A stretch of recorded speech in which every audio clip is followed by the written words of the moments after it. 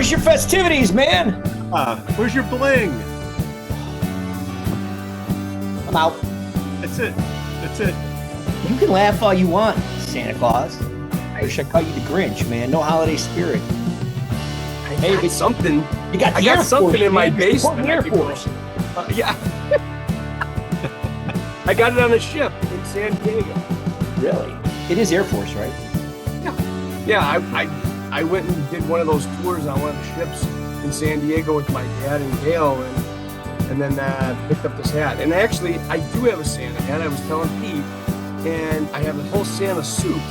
Unfortunately, it's you know what? We got 15 minutes. Get going. Yeah, let's go. a lot of pressure. It's a lot of pressure. I got this. I got that. But I'm not going to show you guys. Yeah. Gotta find something now. Damn it. Right? I have one little piece of holiday thing, man. I wear this all the time. I've been wearing this puppy for, God, I don't know how long, man. Christmas morning. I wear it to Dev's school when I bring pizzas to the students. I saw that. My thing, man. No, that's very sweet. I saw that. Talk to us about the school. You were dishing out the za. I was throwing down the Zaz. Yeah, so, well, Debbie's a fifth grade teacher in Wooddale, Illinois, and it's just a thing we've been doing for her students now. I think I want to say at least 11 years, maybe 12 years. A couple times a year, she treats her students to pizza, and it's usually on the holidays, right? So we do it now. We'll do it again in the spring, and then maybe towards the end of the year, kind of a going away pizza party for the kids. But Debbie's really engaged with her students. Not only does she do the pizza party when they go on holiday break, whether it's Thanksgiving, the winter break, the spring break, she'll give them it's a packet. She'll call it a homework packet, but it's not mandatory. And any of the students that actually complete it and turn it in, it's not graded, she will then buy them lunch. So last week, we did the pizza last week. The week before that, there was 6 students who, went above and beyond and did that extracurricular work, and we bought them McDonald's for lunch. So, it's not the most nutritious food, but it's a reward for the kids, and you know what, you gotta do that for the little ones, man. Get them motivated. Does everybody get pizza, even if they have crappy grades? So the pizza thing's a pizza party. The McDonald's thing is for the grade thing. But yeah, you know what? There's no discrimination with grades, man. And you know what? I gotta say, Debbie's she always has awesome students. This year they're tremendous, man. They're so well behaved. It's one of those times, like I actually told her, usually when I leave the classroom after those parties, I'm exhausted because I'm like, sideshow Bob. They're all, I'm entertaining all these kids. They were mellow. I couldn't get them to do anything, man. I mean, they just sat down, they ate the pizza, then they're playing, doing their own thing. I'm like, I must be losing it, man. I can't entertain these fifth graders anymore. What'd you put in the pizza? Yeah, right. NyQuil pizza? the extra drowsy. I'll take the pepperoni with the extra drowsy NyQuil. We'll edit that out in post. No, but it was awesome. I love going in there. And this year I got to, I was accompanied by Deborah's daughters, Ava, who's 18, and Alexis, who's 16. They went in with me, and that's a special treat for mom, because there's nothing I think that makes a parent more proud than when they bring their kids to work with them, right? They get to show their kids off. And, these little fifth graders, they just look up to Ava and Alexis. They're like, oh, wow, they're grown-up girls. They're so cool. And Deborah goes by her maiden name, Diaz. They're always like, Miss Diaz, your daughters are so cool. How old are you? You look too young to have teenage girls. It's good stuff, man. We love it. That's awesome. I'm excited. We got Mr. Cozza. He's in the green room right now. Yeah, he's putting on his Grinch makeup, his green putting makeup. on his show shirt. If he has holiday stuff on, I'm going to get mine. Yeah, I hope he's got his camera running. Cozza, do you have your camera going? There we go. There we go. Lower it a little bit. All we see is you look like Kilroy was here, man. It's down like here. He's got his hands over the fence. What was the neighbor's name in Tim the Tool Time? What was his name? What was the neighbor's name? That was come on. No, not Schroeder. That was One Day at a Time. Schrader. Whatever it is, Pete, you got to get it on the show, man. That with Pete, whatever Tim the Tool Time what his neighbor's name was, right? Now I have to Google that. That's what the Google. show's for. It's all about Googling and Right. three other gigs. Bob Cozza, the pride of West Dundee, Illinois, rock house. Oh Mr. yeah, Wilson. right. Mr. Wilson. Wilson. That's it, Wilson. Mr. Wilson. I Coast had a are Google. now officially Mr. Wilson. I thought it was a soccer ball in Castaway, but anyway, Yeah, that'd be a volleyball. or It was volleyball, whatever it volleyball. was. Yeah, Yeah, yeah. yeah. Close enough. Soccer, volleyball. How are you, Slow Bob? News Week. We figure we get a drummer on the show. Well, part-time drummer, you know. Come on, Boneshakers. No, we write our own original rock. That's what we do. Yeah. I Yeah. mean, most of it's about all my bad relationships in life, but that's what I write about.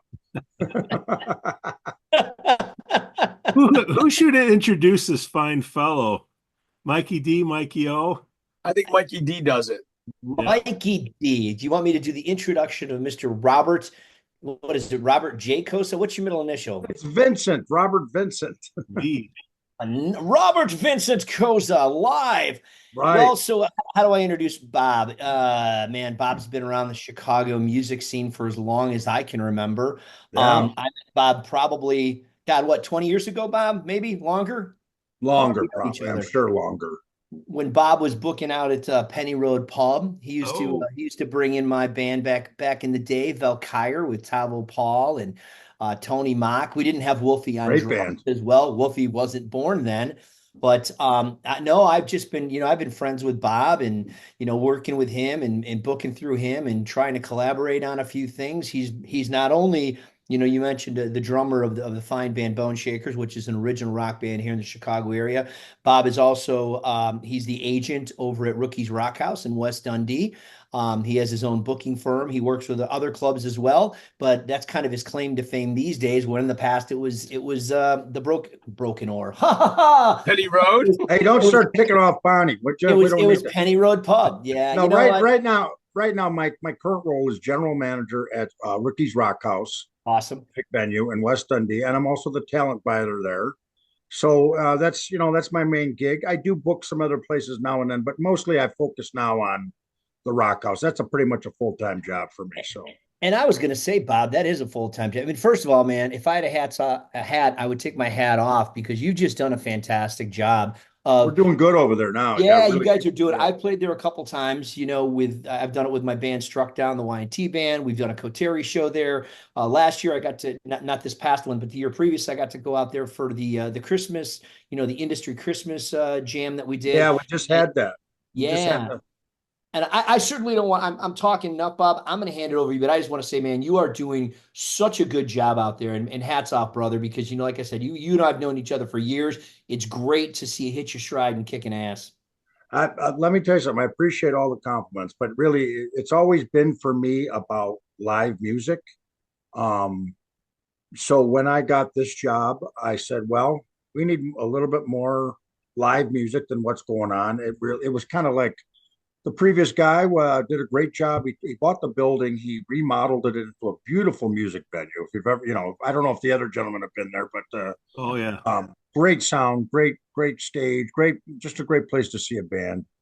And I'm just happy to be part of bringing more live music. And now we're starting to bring in more and more originals mixed in with some different genres. We've been doing some punk shows, metal shows, cover band shows. You name it. We've been doing it. This past month has been everything from a Beastie Boys tribute to a original punk bands to this Sunday we had all metal. So, and Friday night we had all metal bands and they kicked ass. They brought a lot of people out, and that's what's exciting. And I think we're starting to build again something similar. Well, if you knew what the Rock House was before, it was a place called the Clearwater Theater. And it was known for probably the people who are now probably in their 30s and 40s as the place to be, bands, things like that. Where for us, it was the Thirsty Whale and, Haymakers and Penny Road Pub and all those places. For them, the punk scene and the metal scene was the Clearwater. So it's we're bringing some of those people back along with our genres, our age group. So we're seeing a lot of 21 to 65-year-olds. You get a Pink Floyd tribute. I see everybody there because it's like they like the Pink Floyds. They like they like those. But we had a Grateful Dead. I'm not a big fan of that kind of music, but they brought out the people, man. Mikey O, man, that's Orfanos' groove right there. But he got big smile when you said Grateful Dead. Yeah, I Well, mean, those are my friends. it was Terrapin Flyer. Flyer, and they did a Yeah. great job. It was actually what's kind of interesting is on that night was also the 16, 7-year-old kids in a band called the Dirty Dead, and Oh, wow. they did some deeper cut. They were fantastic. I mean, this is nothing better for me than when I see younger.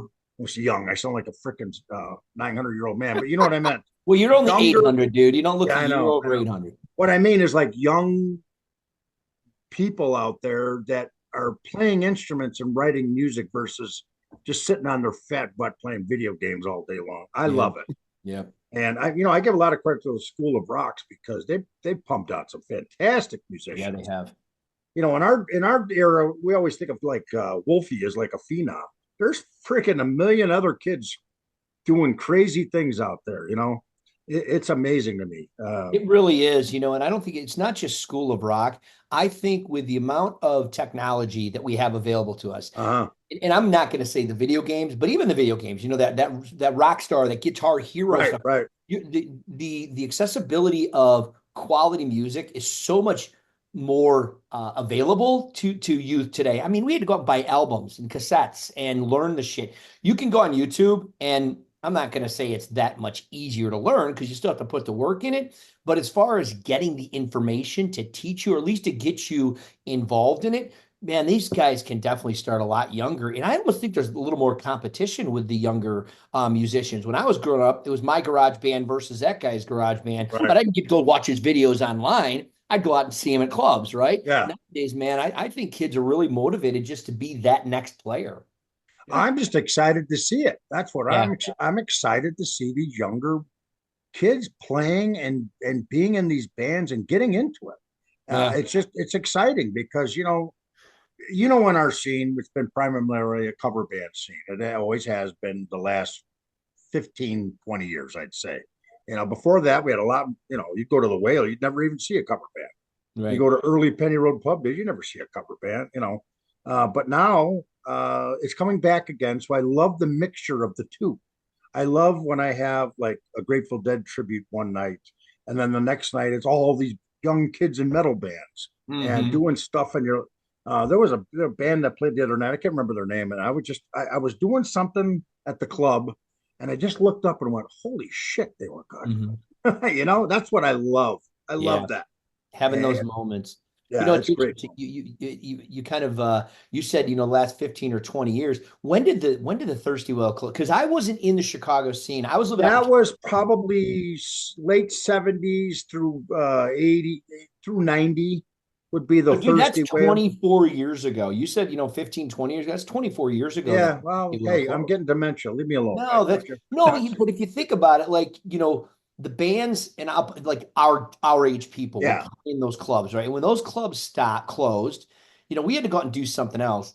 Most of us probably just got married, had a family, did our things. And you're seeing this now, this resurgence of, you mentioned cover bands. And I think you're seeing that resurgence is because dudes my age, or maybe even a little older, we want to stay active in music. We want to stay out there. And I want to talk more about original bands. It's tough to be an original band, Bob. It really very tough. But what I'm trying to say is recently, now it's been a cover band scene now for, I would say, the last 10 to 20 years. Yeah, 25 years. All cover, mostly cover bands. Absolutely. If you were an original band, you were an anomaly. Now we're starting to see people doing it again. And they do it obviously for the love, not for the money or the adulation.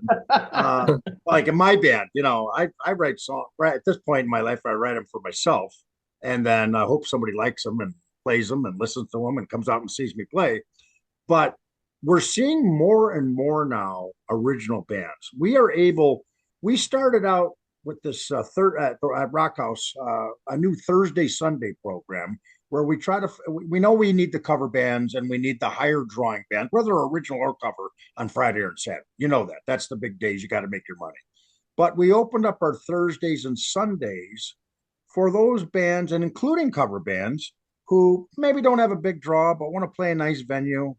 And it gives them an opportunity to play at a nice venue like BrauerHouse rather than just playing at somebody's, dive bar or whatever that holds 10 people, and they love it. They love it. Yeah. And it's becoming a thing where their people are coming out to see them play because it's a nice venue and because it gets quality sound and stage and everything's good. And it's starting to resurge that way. So I'm excited about that. I really am. What's the capacity at the Rock House? Our capacity at Rookies Rochaus is 470. Okay. And we have a VIP balcony and we have a main floor. What's cool about the Rock House is the stage is elevated. So if you were, it's probably what, Mike, what would you say, 4.5, 5 feet off the ground? Yeah. Probably Yeah. about 5 feet off the ground. Uh-huh. You don't just jump off the stage if you're unless you're David Lee Roth, I think. But anyway. Not these days, man. Dave's not even. Break your leg. But what's cool is you could be like a standing room only crowd. Like for instance, last summer we had the Smoking Popes, which I don't know who knows who the Smoking Popes are, but they're from the area and they made it big and they've sold out the place and everyone was standing room only. But because the stage is elevated, no matter where you are, you can see what's going on. You don't have to worry about some big giant guy like me in front of your face where you are, we're like, oh God, big fat head, I can't see around this guy, I can't do it. You can see the stage from anywhere. And then we have a VIP balcony. And what bands love about our place, I think, is the green room. Green room's awesome, man. It is fantastic. Awesome. It's like stepping back into one of those English, libraries with a smoking room, man. It's got am I right? You got the round table there. It's a cool vibe, man. Yeah, it's a very cool vibe.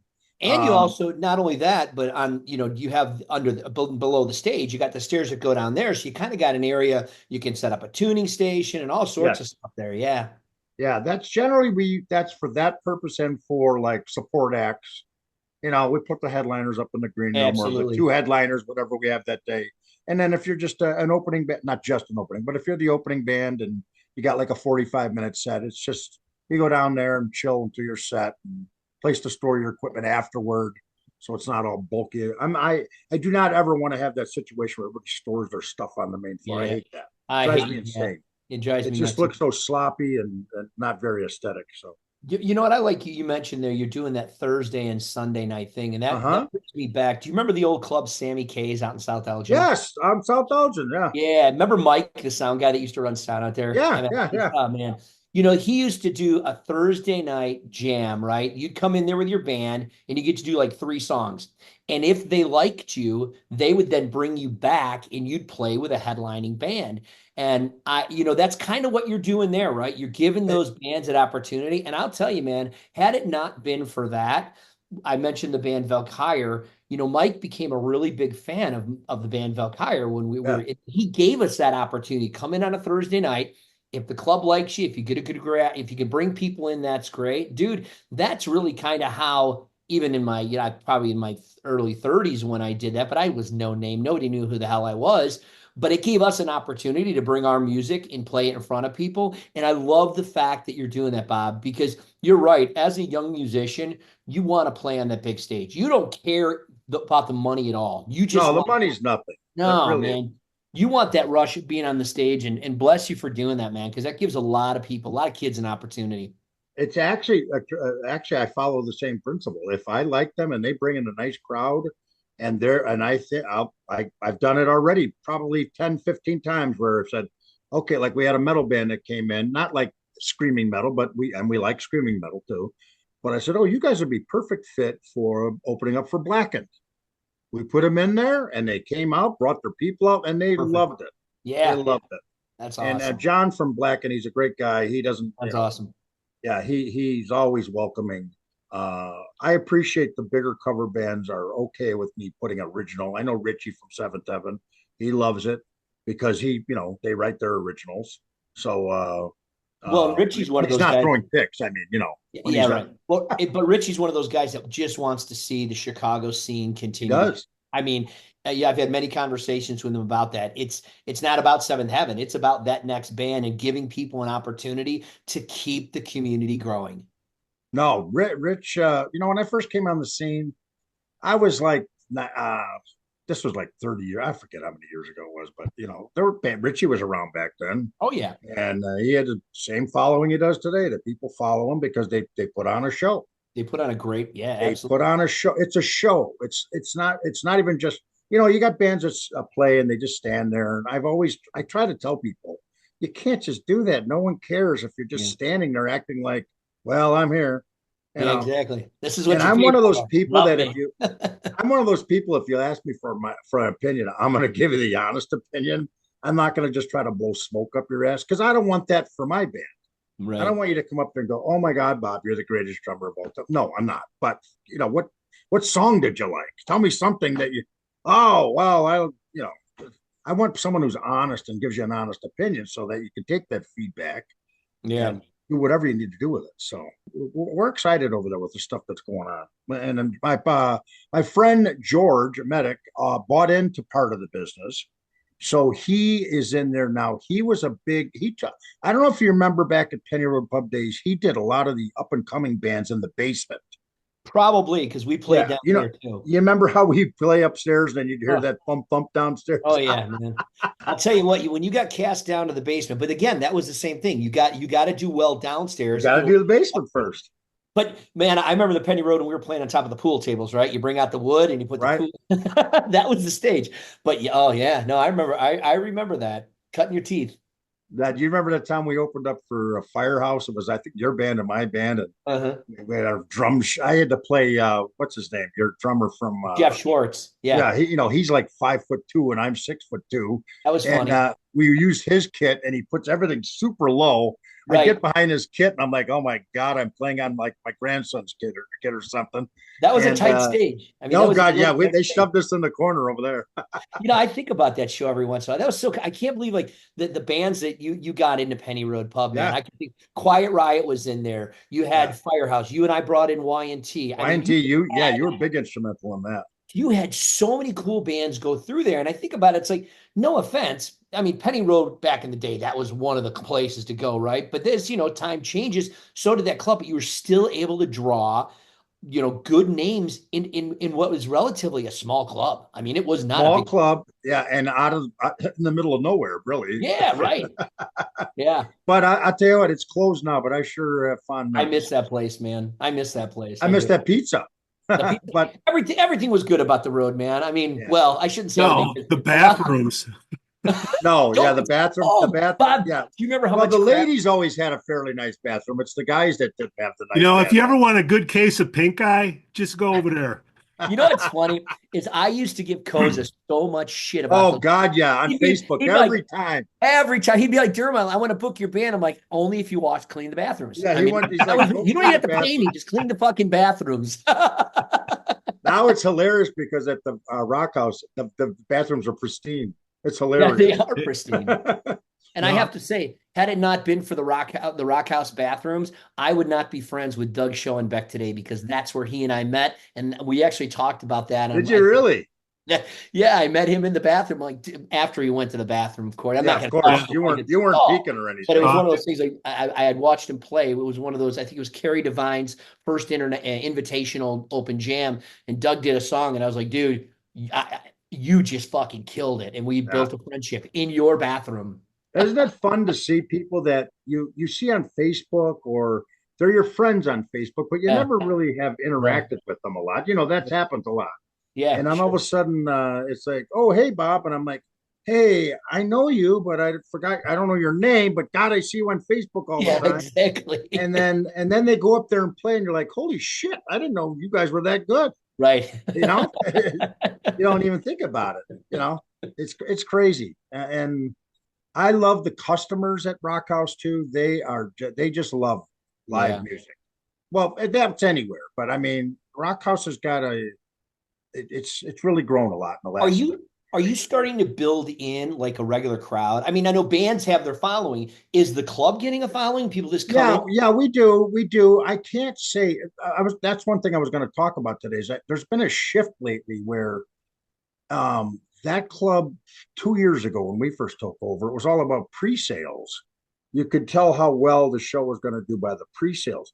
The last, I'd say 9 months to a year, I can't tell until the day of the show. Right. People are waiting till the last minute.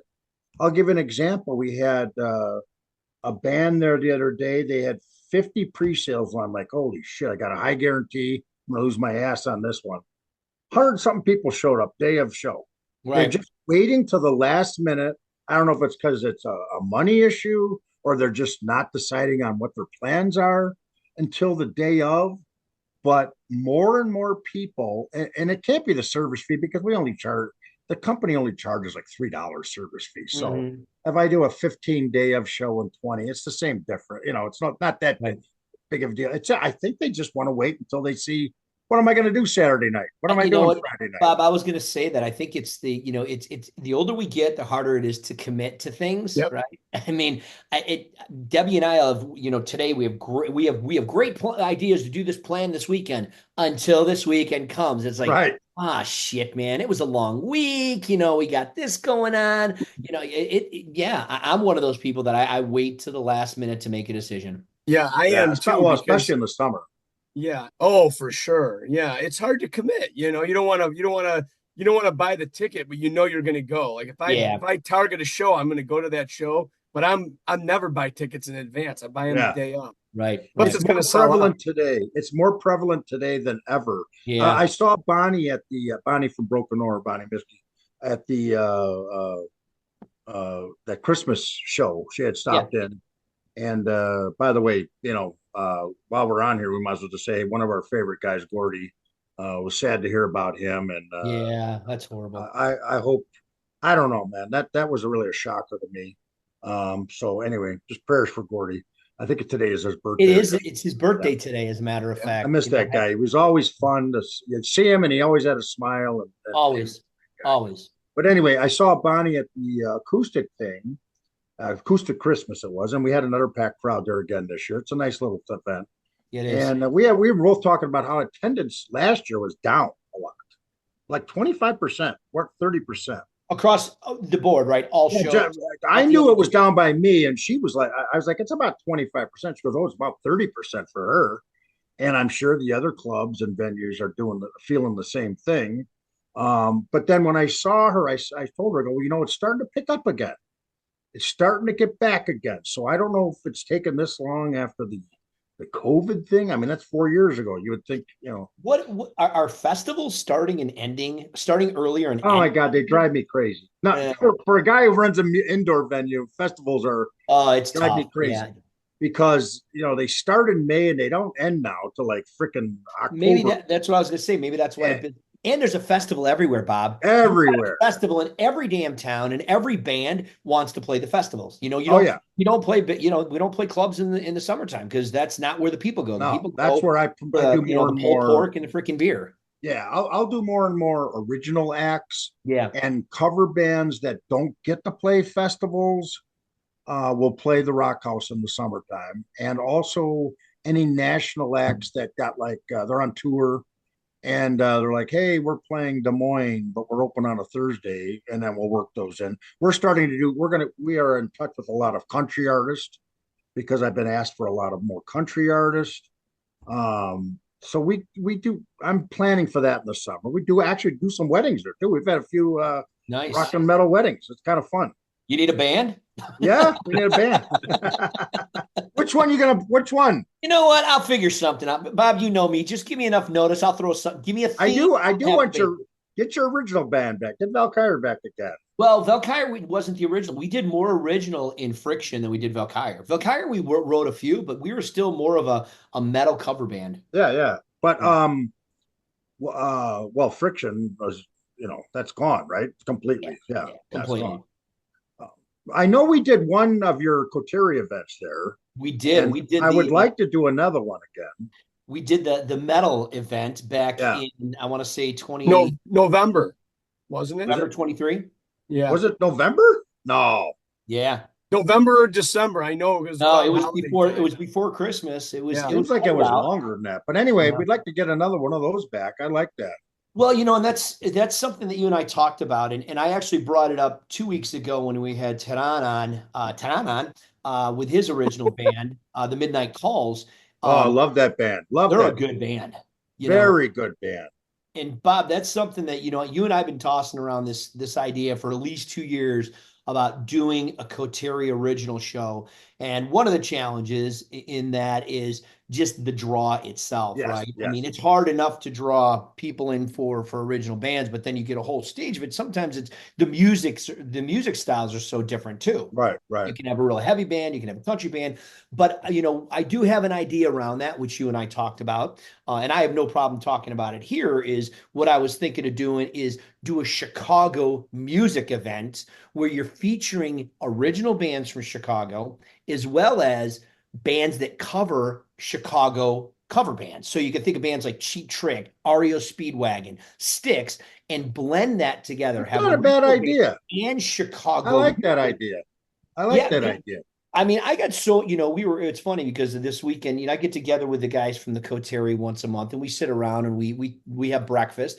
And there's several guys sitting at that table that are doing original music now. I mean, Good. Michael Mojo O'Brien's writing songs. Doug Schoenbeck's always writing I music. love it. I love it. And I'm like, guys, I've got this idea. I would love to go and just say, let's put a few original songs together. Let's go play those. And oh, by the way, let's cover some Cheap Trick. Let's cover, I think that's a great idea. yeah.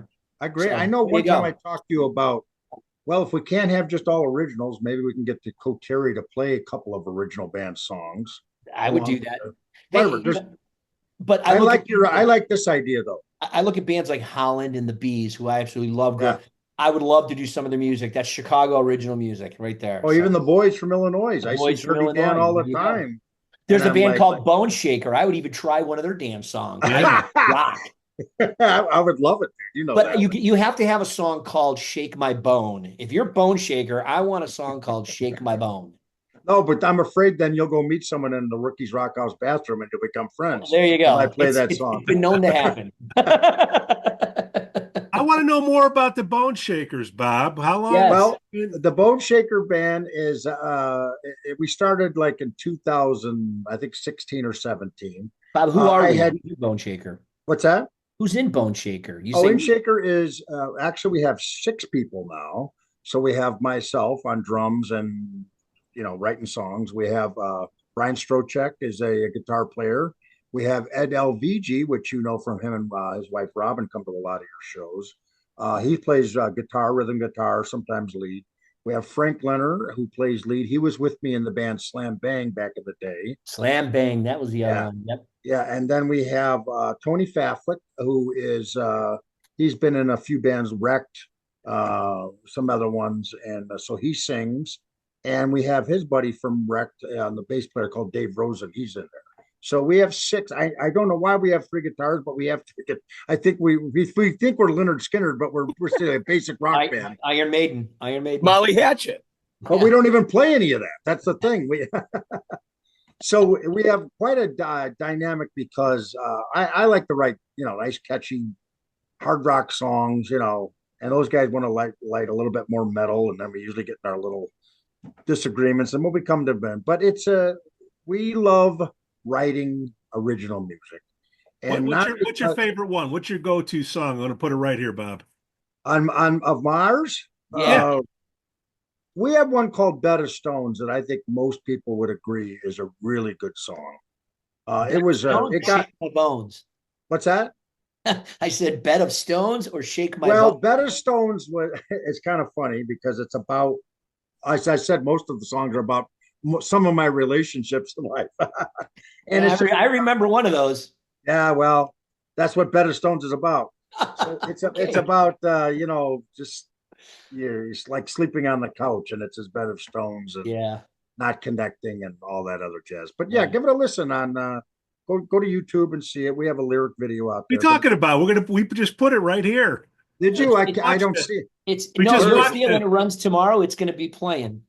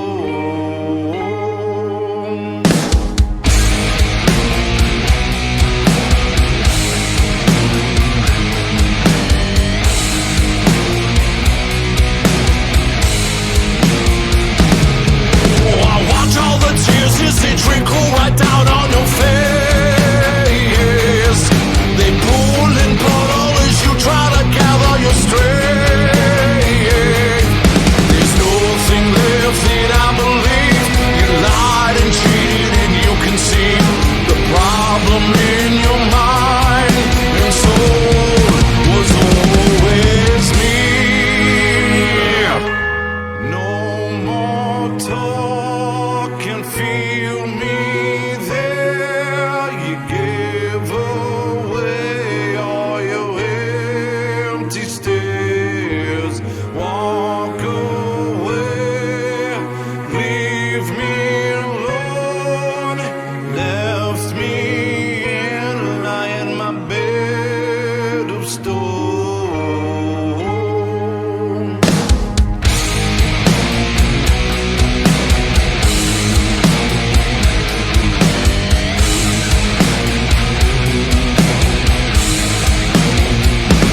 There's no turning and running away from your crimes and the days.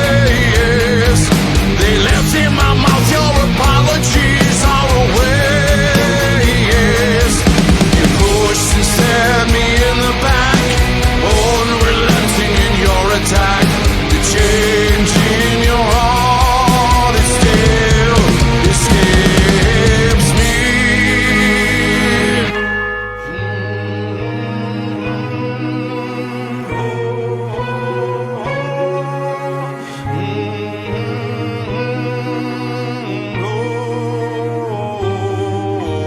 Walk away, leave me alone.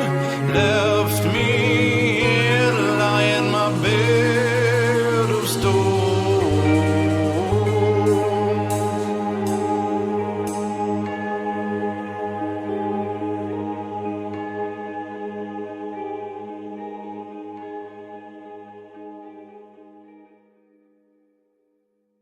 Yeah. Oh, okay, good. Yeah. Yeah. That's probably one of our more popular songs that people know. You know, we have well, Tony was been a singer the last couple of years. We had another guy singing before that, so we don't push those songs as much because we like to stay with the singer that we have now. But yeah, we've got a lot of songs out there. Our EP came out, I think, March or April of this year. 13 songs on it. And as a matter of fact, on January 12th, January 12th, we are doing a benefit for the Veterans for Hope out of Crystal Lake. Hope for Veterans Path, or I can't remember. It's my son-in-law's. He worked for that company, and he's a veteran. Okay. And so I've got about 8 or 9 bands are going to play that day, and I hope people can come by, and we'll be there also. What day is it again? The 12th? That is January 12th. Yes, it's Sunday at the BrauerHouse. We've got a wide variety of bands, anything from like country to metal in there. Nice. All original? No, it's just going to be whoever wants to play, but there's a lot of original bands in there. Okay. That's just about trying to raise money for these veterans, the organization. That's awesome. But that's the next time my band plays. So we'll probably be playing our latest CD release, which, you know, was called Screw It, because we wrote a song called Screw It about just life.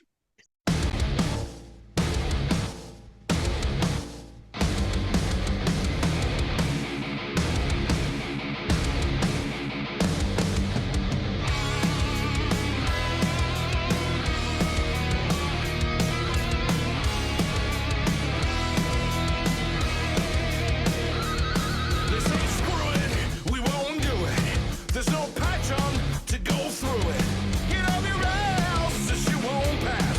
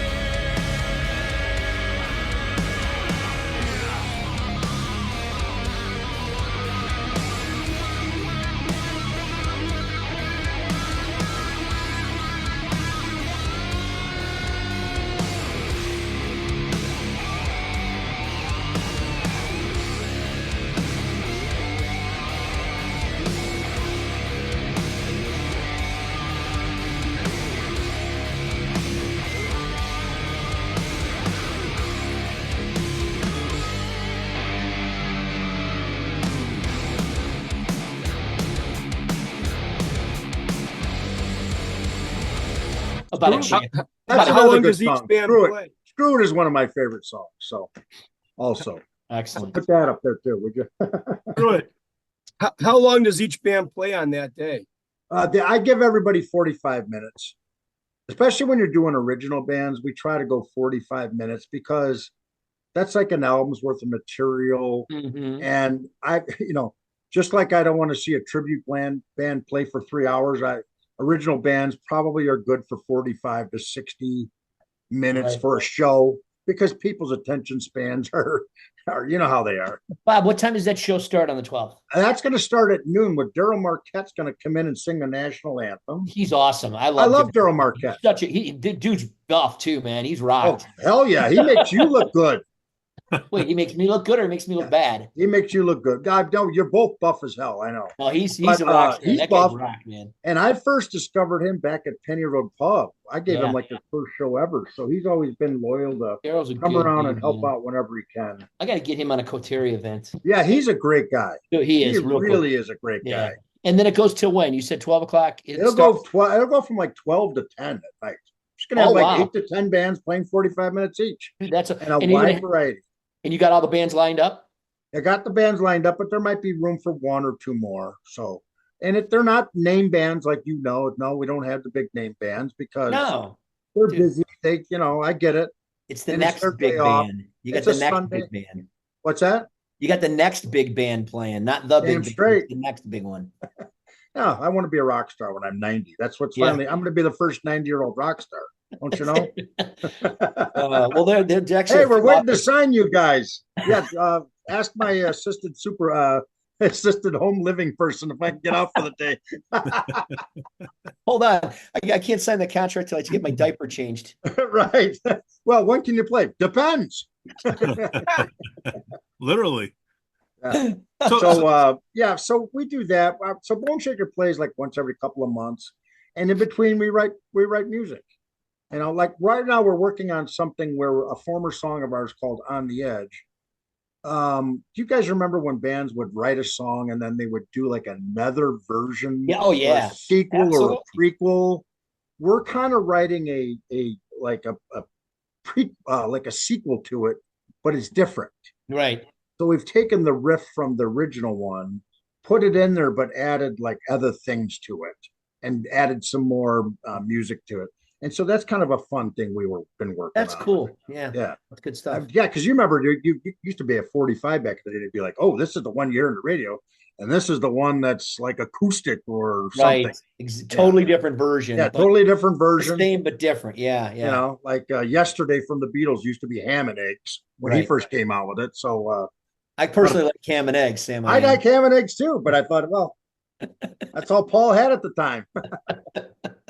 Ham and eggs. I love watching those. You guys ever watch those Axis TV series with Dan Rather where he interviews these rock Oh stars? yeah. Those are great stories when you hear some of that stuff. David Lee Roth is awesome. He's done a David Lee Roth one. I think He'll have them all on there, but yeah. he's got that serious interview face, and then all of a sudden he's got these rock stars on, and they tell a lot of the behind the scenes stories, Yeah. which I really enjoy.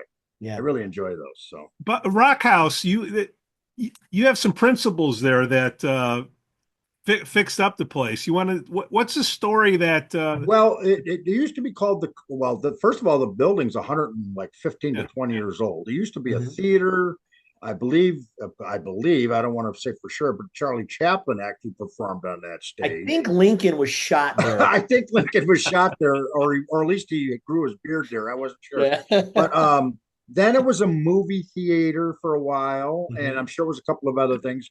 Then it was a music venue called Clearwater Theater that was run by a guy named Eric, looking completely different than what you see it today as.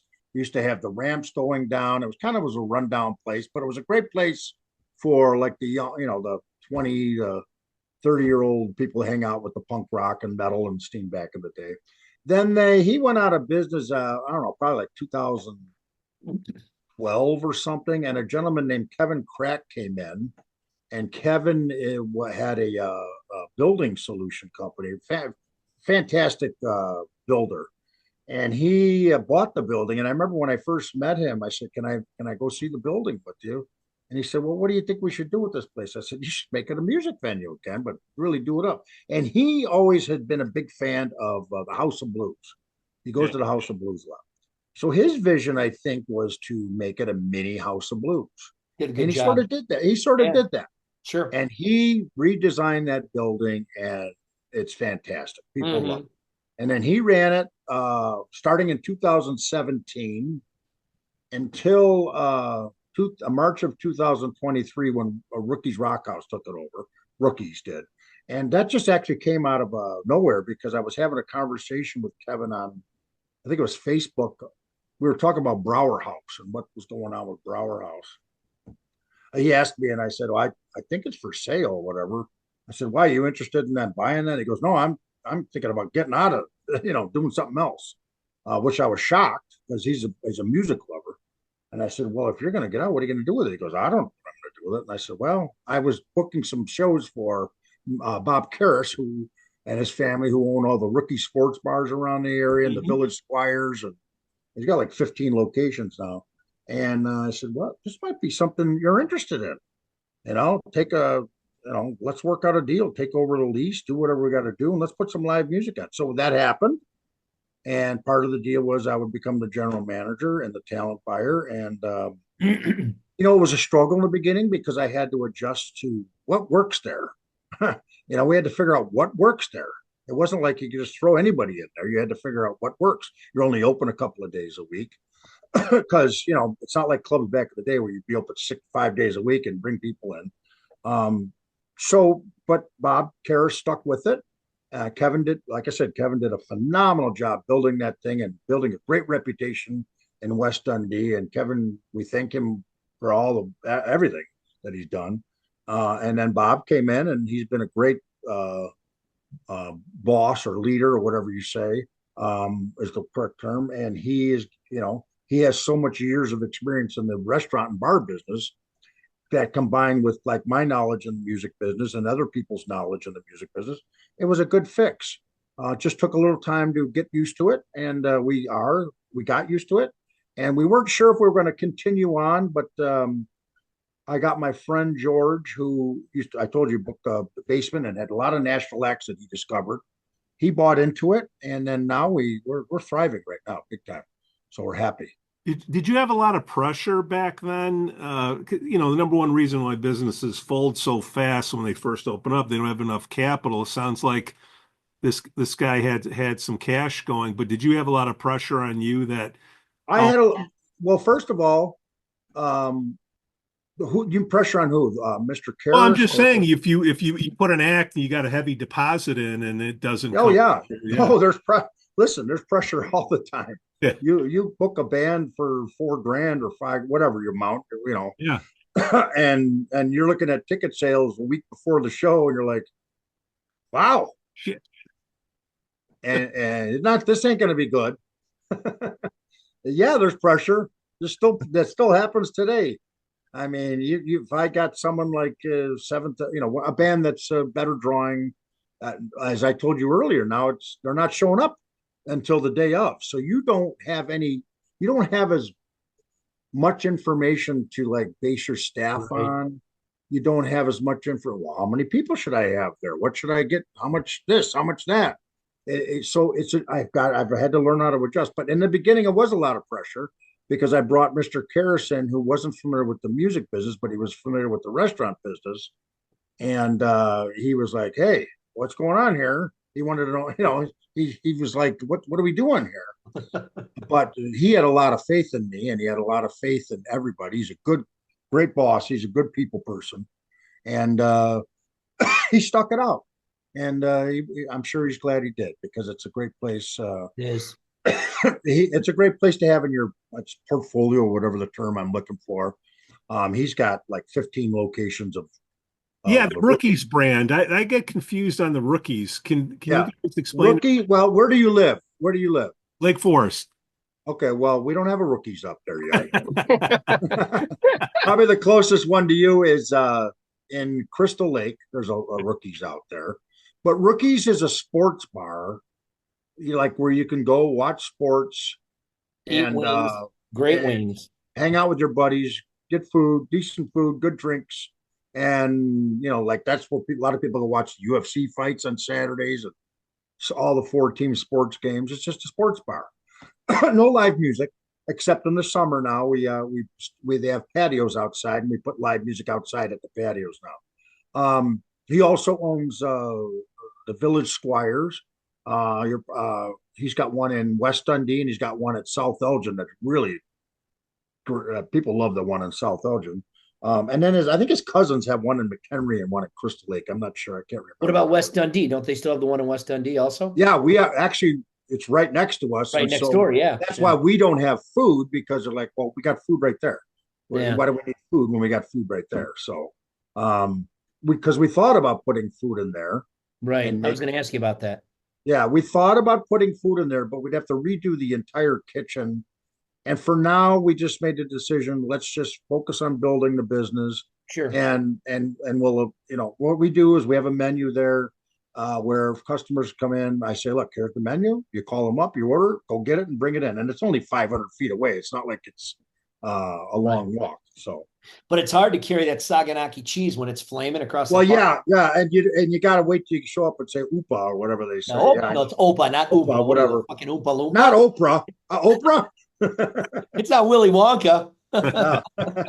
So yeah, we still may bring food in there. We don't know yet, but our goal now is to continue building on the success we've had here so far in 2024. So it's been a very good fall and winter so far. The food thing I was going to ask about, because sometimes I don't drink anymore, but I know that people are drinking. It's nice to order a pizza or a burger or something.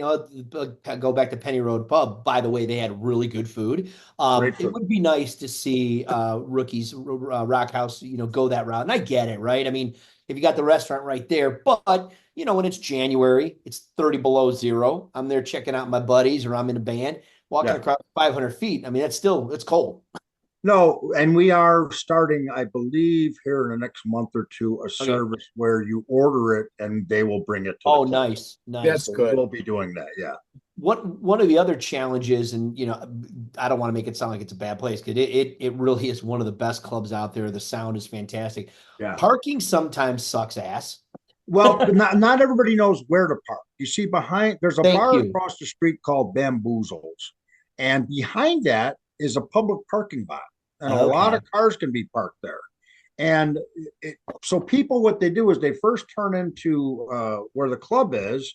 And that little road. There's restaurants there. There's all this stuff there. And you're like, oh, there's no parking here. But actually across the street, there's parking. It's a public parking lot. And it's not that far to walk. Okay. So you're talking about across the street, but behind that other area, there's like a billiards place, right? Kind of kitty corner. Right behind the billiards is a large public parking lot. Good to know. Public parking lot. So there's plenty of parking. You just can't, when it's a busy night, like let's say, something's going on at the Blue Root, which is the farm to table restaurant next to us. And then we got a big show, and then something else is going on. Yeah, that first street parking lot could be full, but you just go across the street. Well, hopefully, because people are coming there, they're drinking, they're finding ways to get there. They're taking their Uber or their carpooling, doing the smart thing, right? Uber should be the way to go if you're going to help. Absolutely. $30 for an Uber ride versus $10,000 from a DUI. I always say that to everybody. I say it all the time. As a matter of fact, I tell people, take the damn Uber. Yeah. Your keys will be here in the morning. Yeah, exactly. Bob, Rochaus success. Yeah. BrauerHouse, not so much. Empty Pockets, not so much. Penny Road, not so much. What do you think those three places have in common where they just fizzled out and didn't? Great question. Well, I'm going to start with Penny Road Pub. Yep. Okay. Penny Road Pub was basically the only music place for a long time in the area. And then they built the Arboretum over there, and then they built across the street like the restaurants and Hideaway Beer, whatever that Hideaway Beer Garden, all that places are over there now. So Penny Road eventually became like not the place to go anymore because there was so much other stuff to do. And the scene changed a little bit. It got to be more, cover bands and not as much metal and things like that, which Penny was fond of. But it's because the area changed. The air, now you didn't have to go out of your way to go somewhere. You could just, it's all right there. They have live music in the summer at the Arboretum all the time. They have live music. Go ahead. I was gonna say, wasn't there an attorney or a lawyer in that area around Penny Road Pub that just used to give them a lot of shit because of the Always, yeah. There was one guy that drove everybody nuts. Yeah. I for many times I would try to organize something outside because it had a fantastic place you could have played outside and been like a broken oar without a river. It really could have been, because a lot of the bikers love to go to Penny Road Pub, and a lot of but the guy was just the asshole, and he literally did everything possible to make it miserable. And he had some influence with people, and it was the downfall. Plus, there were other factors that I don't want to get into right now. But right. What's that? What about BrauerHouse? Now, BrauerHouse, I can't speak for that, but what I do know is it was doing good. It's, from what I heard, it was expensive to run that place, because they have that big room. You played that big room, Mike? Yeah. I never played, but I saw a few shows there, and my biggest complaint is the sound sucked. Yeah, it was cavernous, man. Yeah, it just was not good. That's what I'm so proud of at the Row. We have a fantastic sound crew over there, especially with Tim. I don't know if Tim's fantastic, dude.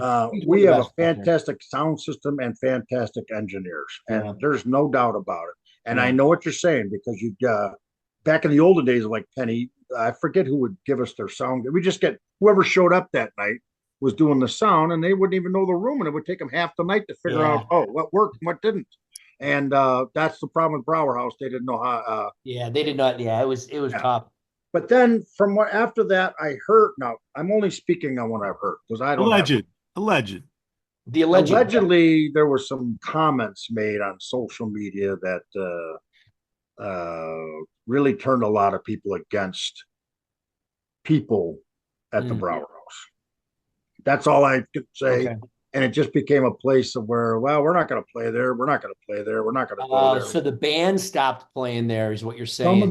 Some of the bands. Yeah, if you know social media today, and I've been accused of millions of things on social media, one person starts it and they all pile on. Yeah.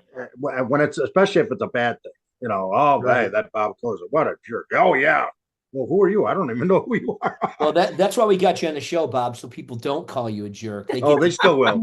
They still will. I know the truth, but I always tell Joey, Joey DeMarco, him and I didn't get along in the beginning, but we get along fantastic now. And I said, 50% of the people love me, and the other 50% can't stand me. There is no in between. And Joey probably has the same thing. They love him or they hate him.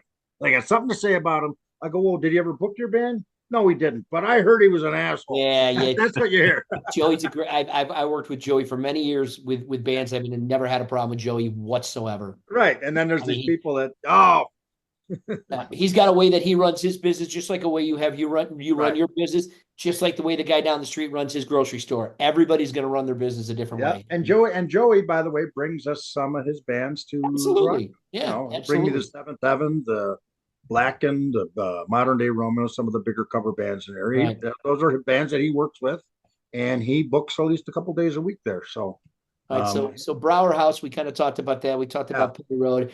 What was the other one? Empty Barrels, which was Chicago City Limits, which had its own challenges back in the day. Yeah, I used to love it when it was City Limits, I didn't even mind it when it was Empty Barrels. What happened there, from what I've heard, again, allegedly, at the end, bands were playing there, and nobody was getting paid. No, they called empty pockets. Okay, I get it now. I didn't even put two and two together. That's actually they didn't pay. They wouldn't pay. Yeah. I mean, I liked playing there, and I think, what was his name? Mike. He was the sound guy there. He was there when it was City Limits. Did he? I guess he was there for a little while when it was Empty Barrels, but he was definitely MST Sound was City Limits. Yeah, and I loved playing.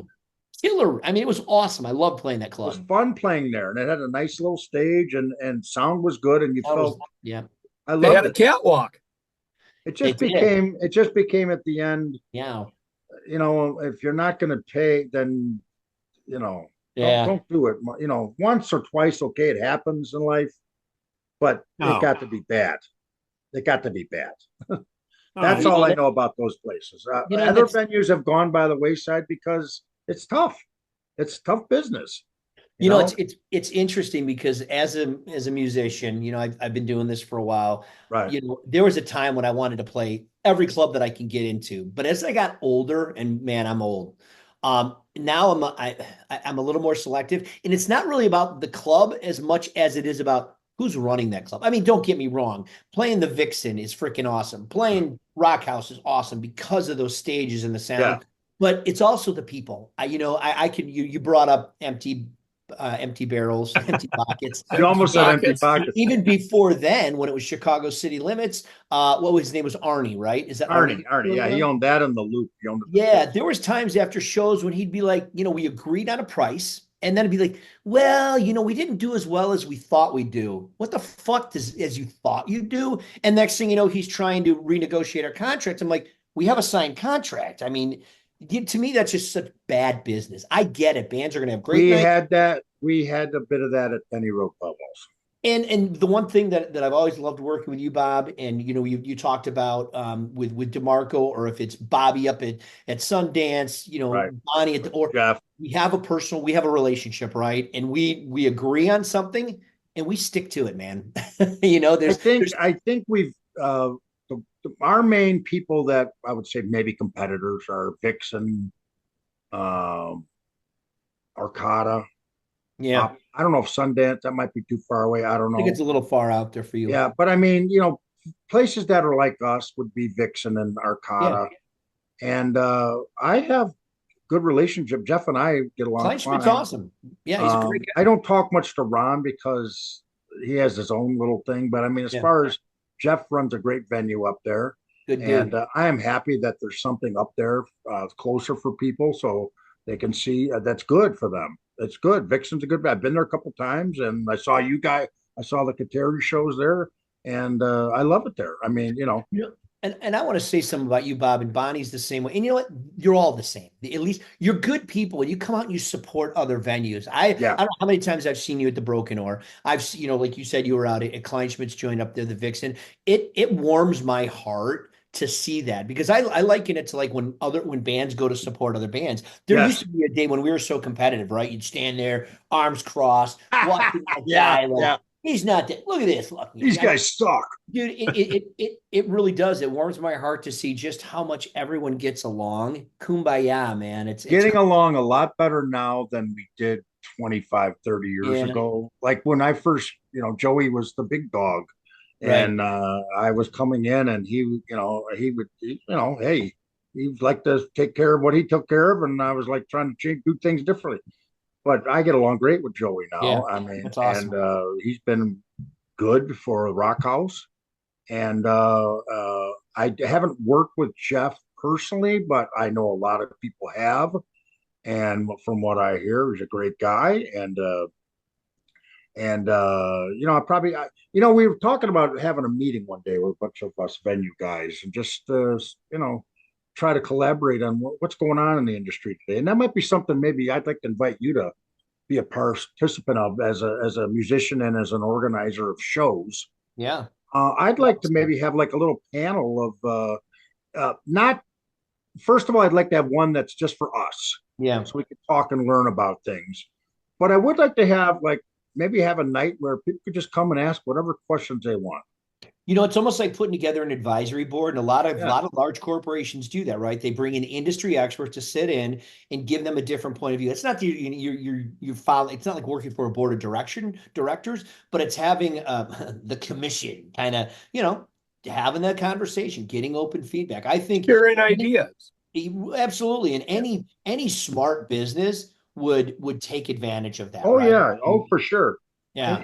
You don't always have to be, well, I'm not going to tell him how I do it, because then he's going to do, but we could have actually two. We could have one where us as general managers, owners, whatever, got together and just like, hey, what's going on? What's working for you? What's working for you, not working for you? And I hate to say this, how much you paying so and so? So, But you know so what? So I want to be careful about what I say because I don't want other bands get calling me up and say, no, don't do that. I mean, I'm all about, capitalism. They're gonna get what they get, right? yeah, But I think if the mission and the goal is to continue to grow and foster the Chicago music scene, club owners, the agents, whatever, should have those conversations. yes, I if agree. if one fails, and we've seen it, Pete brought it up. You saw empty barrels, and then the BrauerHouse, and you have this. If people aren't aware of what's taking place out there and finding ways to make it work, we're all going to be out of business. True. So I'd like to see two things. I'd like to see one, more of a private discussion of like, Yeah. owners and maybe a couple of people like you who have organized and put together events and shows. Sure. And another one I'd like to have is something we did long time ago, and I can't remember who organized. It might have been Tony, Barbara, Shark. Tony Stark, where a bunch of us just sat up there and let people come in and ask questions. Yeah, it probably was Tony. Booking, how to, what do I do? How do I book with your club? How do I think it's a great idea. So we should do that again. And I'm willing to do it at our place. I don't care. Yeah. Have an open discussion about anything for bands. And because there's a lot of experience amongst a lot of us who say, don't do that, do this, don't do that. Like I always try to tell original bands, look, don't be going to play Friday, Saturday, Sunday, all within a 20-mile radius. It's not going to do you any good, And I see it today still. Well, the old adage is the more you played it. No, that's not how it works for original bands. Right. And then, I also try to, whenever I'm booking a cover band, I'm like, well, where are they playing? Because I don't want you playing, let's say Arcata, and then next week you want to come by me. Well, hold on. Well, and a lot of clubs do that though, right? They have the 2-week rule, 2-week 25. So within, I do it with most, but not. There's certain bands like, and I'll give you an example, Seventh Heaven. It doesn't matter where they play. They can play every night, day of the week. They're going to pack the joint. Now, I'll tell you what I did recently I'm learning a lot is that these bands, and God, they're all going to be mad at me, but I'm being honest, and I'll always be honest. The ones that have the higher guarantees are not pulling their weight as much anymore.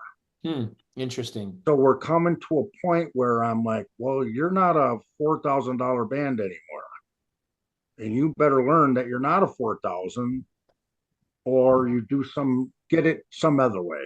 Yeah. And so I don't want to name any names, but there's bands where I get approached to go, not for that price. Yeah. And do it for that price. It's about the Coterie, man. We play for free, as you know. We're just donating money to charity. I'd love to have everybody play for free, but they won't. Ain't gonna happen.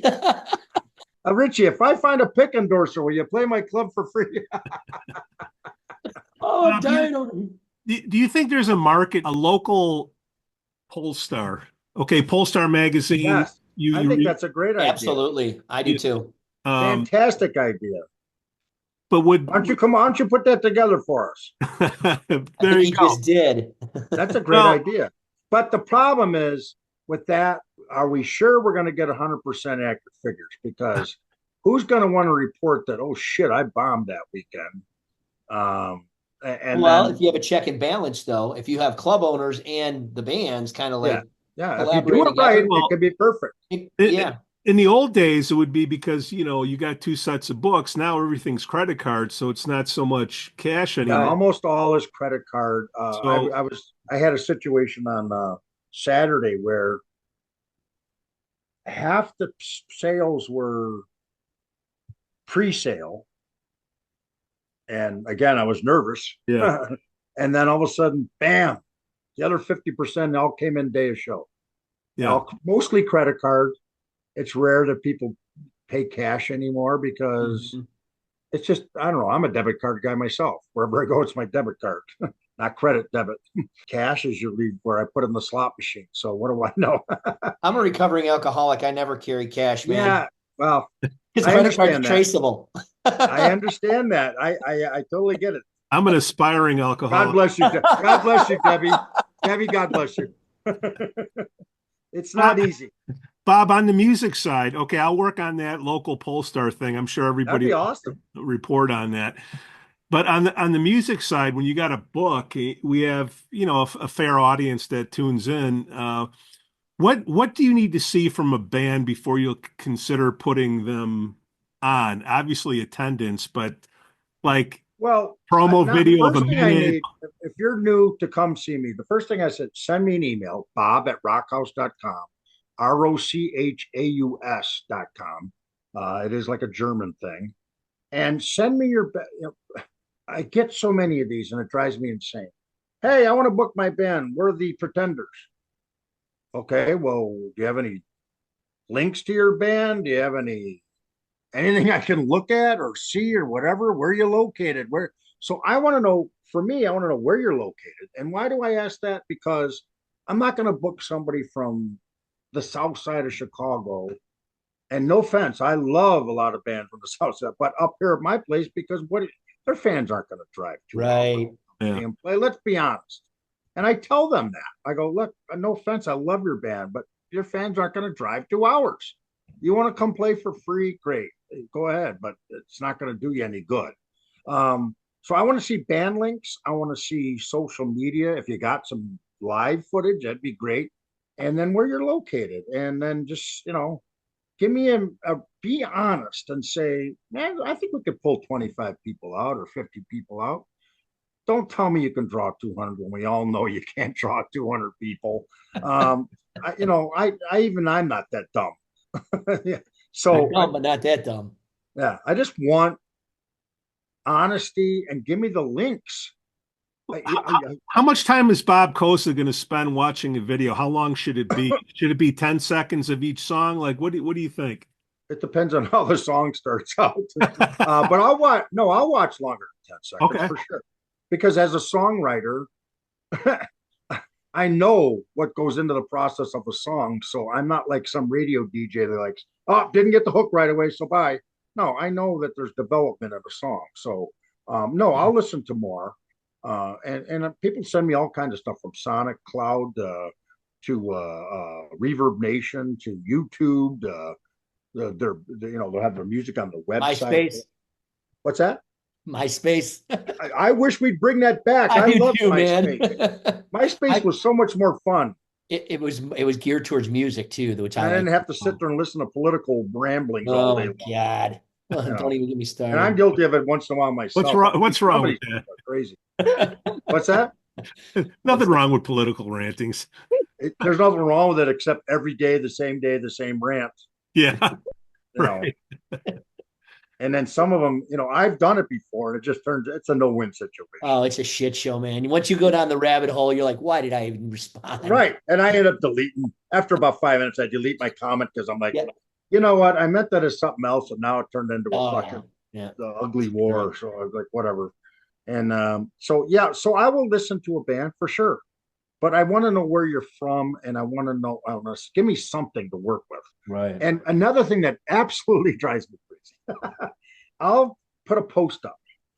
Let's say I have a band cancel, or I'm trying to fill my Thursdays and Sundays, which are more for locals. I'll say, hey, we're trying to fill out the rest of our date on this date, blah, blah, blah. If you're interested and you're from, I could say the Northwest suburbs or whatever, send me a message. And what do? They comment. And so I even bold it now and say, send me a message. Doesn't it work? They just comment. Yeah. And I'm like, well, you did me no good. You put some dude's name in there. Hey, Bill Smith. Well, Bill Smith, I don't know who Bill Smith is. I got your Bill Smith right here, buddy. Right. Yeah.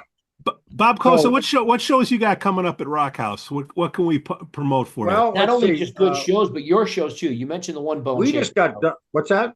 You mentioned not just shows that are coming, but you said Boneshaker too. So make sure you talk about that. Yeah. Well, immediately now we're in the holiday break here, so we had a great run of about 2 months of shows.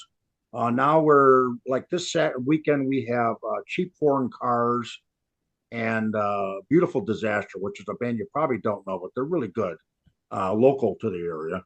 Friday night we have just some local bands that are going to play, 4 local bands that don't normally get a chance to play on a Friday. And then our first 2 shows of January are really good. It's January 3rd is a band. I don't know if you're familiar with them. They're called David's House. They are graduates of School of Rock who came along and came up with their own band. And they are like people that go to Berkeley now in college. Wow. And they are phenomenal. If you ever get a chance to see the band David's House, please do. And that's January 3rd at my place. David's House. Great band. You bypass New Year's Eve. We're not open New Year's Eve. I was supposed to get a big name band, and it didn't happen. And I decided, since it was during the week, New Year's Eve was during the week, that we're probably better off not having a show, unless it was somebody with a huge name. That's just my opinion, what we did. And, and I don't think I'm wrong in doing that. If it was a weekend, 100% would be there. If it was a Thursday, 100%. But it's what, Tuesday or Wednesday? I don't even know what the it was. So I decided against it. Plus, I'm going to Vegas, so forget that. Oh, yeah. No. Well, the truth of the story had is a really big Vegas. name that would have sold out, and it just fell through. I don't want to say who it is because I want to bring him back again. But it was a big name that would have sold out, but they just couldn't do it New Year's Eve. So, and then I just said, yeah, forget that. So anyway, the David's House on the 3rd, and then we have Art of the Flesh is coming to do their 20th anniversary reunion, which is a metal show. We're doing a lot more metal now, some local metals, and trust me, they bring out the people. And it's their 20-year show, so that's good. We have on the 10th, and let's see, the 11th is a TNT tribute. AC/DC is playing with a Aerosmith tribute band that I'm bringing in. On the 10th is another local show. Usually the beginning of January, we don't have a lot of big shows because people are still dealing with the post-holiday budgets, and they want to stay at home for the first few weeks. Over January. Yeah, and then when we get to about mid-January, we got a lot of other bands. We got Two Hype Crew coming at the end of January, which you've never had them before. But if you're familiar with them, they used to be called Two White Crew. They must have did the Aunt Jemima thing. I don't know. So they're doing that. They always draw well. They're a great show. It's like a hip hop from the 80s, 90s, and 2000s dance. Yeah. Petty Kings. I can't. Lateralis is coming. Louder Now, which is an up and coming emo band. We're just going to put your whole calendar right here, Bob. That's it, man. What's that? We're just going to put your whole calendar right here. We got you covered. I should have done that, except I'm still working on a couple of deals. One with Joey, actually. So I don't want to. We don't want to say anything yet.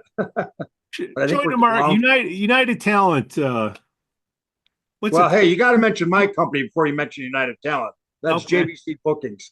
JVC Bookings. And JVC Bookings.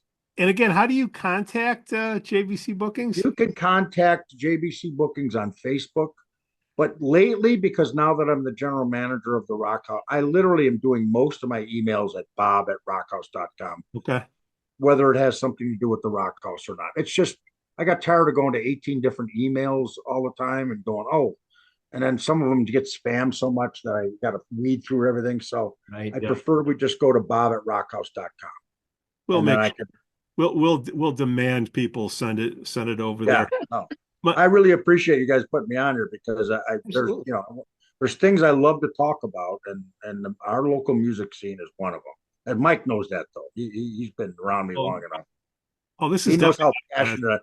I've had many of argument on Facebook about original bands and cover bands. It's awesome. We've had 2 club involved individuals, right? We had Bonnie on the show a few weeks ago. We have Bob. You guys have so much to talk about, and I love getting the other side of the music business, such as yourself, involved here, because musicians we love to talk about our music, but I think by bringing the people that are behind the scenes, but up front behind the scenes, you really bring a new perspective. I love it. I love that we're doing this, and I'm glad Bonnie did it too. And hopefully you'll have Jeff on, and maybe Bobby from Sundance on. Absolutely. Even Ron from Arcata. I think those are the places that there are some other music venues, but I don't know at what, we're a music venue. We're not really just a bar. Mm-hmm. You know what I mean? 100%. We're strictly a music venue. We don't have your sports on in the background. Remember the old Penny Road days? You'd be watching the your band, and all of a sudden the Blackhawk game was on right on. Yeah. And everybody starts cheering, and we thought we were good. And you're like, hey, that was a great Blackhawk song. scored. We suck. That was playing in the 90s was great when the Bulls were playing and your band is jamming. You were the best fucking band out there. Jordan, turn that shit off. But we are strictly a music venue. We're the true sense of the word music venue. You go there to see live music. You don't it's go a there destination for music. You don't watch it. There's nothing on TV other than bands flyers I got on the monitors for upcoming shows. So that's there. It's a true music venue. And yeah, it's a little bit more expensive there for drink and stuff, but that's the way it is. Everything's expensive. Never doesn't matter where you go. People still complain. You could give them I always make the joke, here's a free car, and then I'll go, well, did you fill it with gas? Yeah. Then I charge more. About everything. I went out for breakfast the other day myself. I had eggs over easy. I had some hash brown sausage. It was $22. Oh, I believe it. My daughter called me one day and said, what's up with one of your places? I won't name what it is. She's like, I had a burger and coffee. It was $20. I go, that sounds normal to me. Yeah, the burger's going to be $15 to $20. Right. Cows ain't cheap. And then that now everybody's making more too. So what do you think they're going to do? They're not going to eat the profit. They're going to pass it along to you. So, right. Mikey Dermont, what do you got January 19th? January 19th, I have the Coterie at Sundance Saloon featuring music from Motown, and it's a benefit to help the holiday heroes. I love that. I love that you went to the Motown now. I wish I could be there. It is going to be, we had videos blasting from the last 2 weeks. The talent that we have on the show, and I keep saying it, I am just blown away. Mikey, you were there, or Orfanos, you were there. You heard some of these singers, man. Bob, it's seriously music to your ear. What time does that start? I might have to sneak out. Is that Vixen, right? No, it's at Sundance. Sundance. That's Sundance? I might have to sneak out. Sunday the 19th. Yeah. We have a show that day, but I think I'm going to let someone else run it because I love Motown. Yeah, come on over, Bob. I'm a hard rocker, man, but I love Motown. Well, I haven't been to Sundance for a while, so maybe I'll go up there and see what's going on up there. Show starts at 2:00. We're gonna do 2 sets of Motown, but we're gonna have an intermission in the middle, and we're gonna bring out my good buddies from the new band Creative Minds. They're gonna do an acoustic set of non-Motown. So that's Mike Olivera, Frank Olivera, Doug Shoenbeck, and Mike Hansen. They've got a really cool new acoustic thing they're doing. So we're gonna Mike Hansen, the drummer, like intermission. Say that again. Mike Hansen, the drummer, or yeah. That guy's amazing. Yeah. There's so many good drummers. Bongo Mike, you're on holiday break. You just got done playing in Highwood, right? You taking a little rest now. You want to wet our whistle on anything in January, February? Coming right up is the first one out of the box is going to be January 19th at Sundance for the Coterie and the Motown, which is going to be great. And I'm looking forward to the rehearsals the last couple of weeks was really excited. It got a lot of people. And Mike Dermont, I believe I got a guy to film it. So I got someone really awesome. Well, and here's, just one. It would be cool if you could live stream that. Well, I'm trying to find the right way to do that because we're trying to raise money. Unless you could charge for the live stream, which I would charge for the live stream. Put a little donation sticker up there. Yeah. Before we do the show on the 19th, I just want to say on January 4th, the vocalists are going to get together. We're going to do a morning afternoon session of just vocal rehearsals.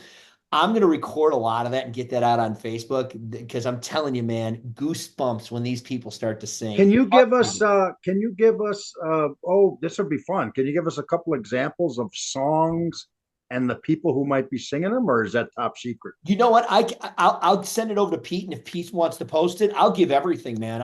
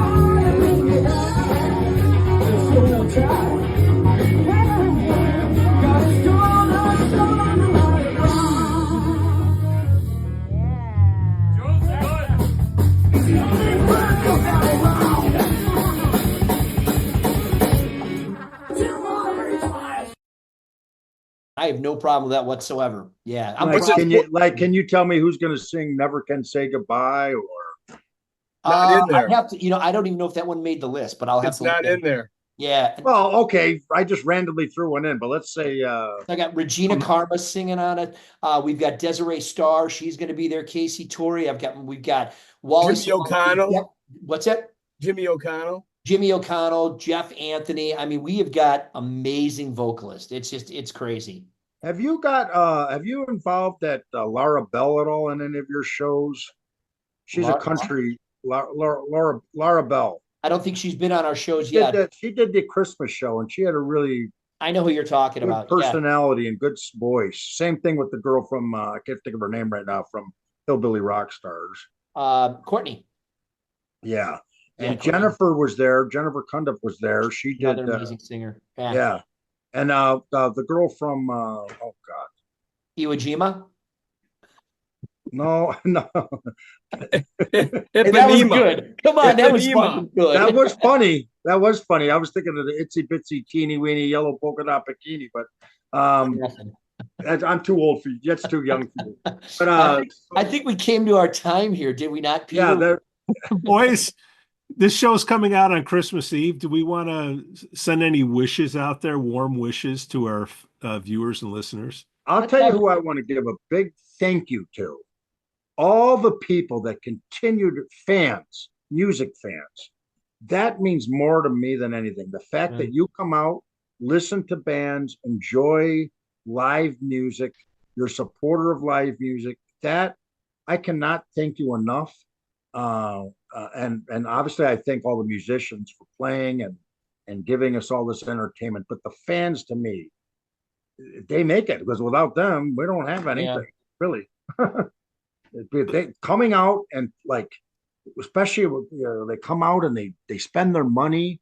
They could be doing something else. They come out, they spend their money, and they love it. They love it, and it gets me so excited when I'm at the club and I see people just getting into it. It really is. I'll echo that the sentiments, but also to the club owners, and everybody in the community, the fans, my family, my fellow musicians, my fellow Americans. I hope everyone has a Merry Christmas, a happy holiday, whatever you're celebrating. Just make it the best and make it safe so we can see you in 2025. Damn straight. I'd like to add one more thing too. Of course you will. Tomorrow is not promised to anybody. I'm doing my Bruno Mars thing here, but you saw a lot of people that we love in this business or life that we call music are not here with us. Right. So please live your life like it's the greatest thing you got, because you never know. And tomorrow's not promised. And I love all you guys. You guys, I love, that. Whenever I see all of you, I just get excited about what do you got going? What are you doing? And I just hope we can still continue it on for another 15, 20 years. Just stop the reach arounds. Love is one thing, but just stop the reach arounds, man. Yeah. Or at least ask for common courtesy. Everybody, Merry Christmas. Happy Merry Christmas to you guys. Happy holidays. Take care, Bob. See you next year. Maybe I'll see you January 12th. I'll see some of you. All right. All righty. See you later. Thank you.